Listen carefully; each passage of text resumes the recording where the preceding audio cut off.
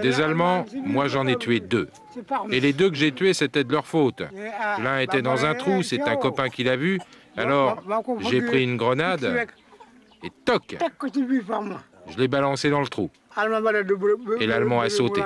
Cet homme qui se remémorait en 1998 les combats de la Première Guerre mondiale, c'était Abdoulaye Ndiaye, qui était le dernier tirailleur sénégalais de 14-18. En 1914, Abdoulaye Ndiaye a 20 ans. Il est arraché à son village du Sahel et enrôlé de force dans les troupes coloniales françaises, emmené à Dakar, puis embarqué vers la Belgique pour rejoindre le front. Abdoulaye Ndiaye participe aussi à la bataille des Dardanelles en 1915, dans l'actuelle Turquie, avant de revenir participer à la bataille de la Somme. Les Français avaient fait sauter un pont. Pendant 3 jours, on a rampé, on s'est battu. À ce moment-là, il faisait encore chaud. Mais les 160 000 tirailleurs ne vont pas tarder à découvrir l'hiver dans la boue de la Somme. Dans les 2 camps, 400 000 soldats y trouvent la mort et 600 000 autres sont blessés, dont lui, touché par 2 balles à la tête.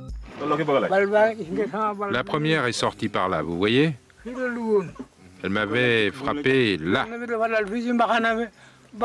La seconde a ricoché contre mon casque et m'a touché là.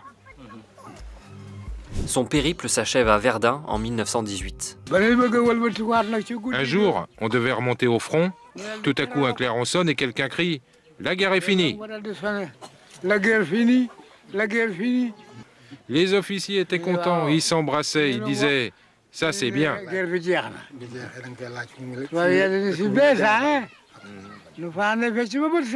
3 jours après, on nous a renvoyés chez nous, on nous a embarqués sur un bateau et c'était fini. Abdoulaye Ndiaye retourne dans son village à 200 km de Dakar, sans pension de guerre. Il découvrira qu'il aura droit à une compensation 30 ans plus tard, après le retour des tirailleurs de la Seconde Guerre mondiale. Dernier tirailleur en vie en 1998, le Sénégalais meurt la veille du 11 novembre, jour où il devait recevoir la Légion d'honneur sur décision du président Chirac. La médaille sera déposée par l'ambassadeur de France le lendemain sur sa tombe. Et son fils, à force de faire vivre la mémoire de l'ancien soldat, parviendra à obtenir de la France la construction d'une piste pour désenclaver le village. Mais la guerre, j'y repense encore tous les jours.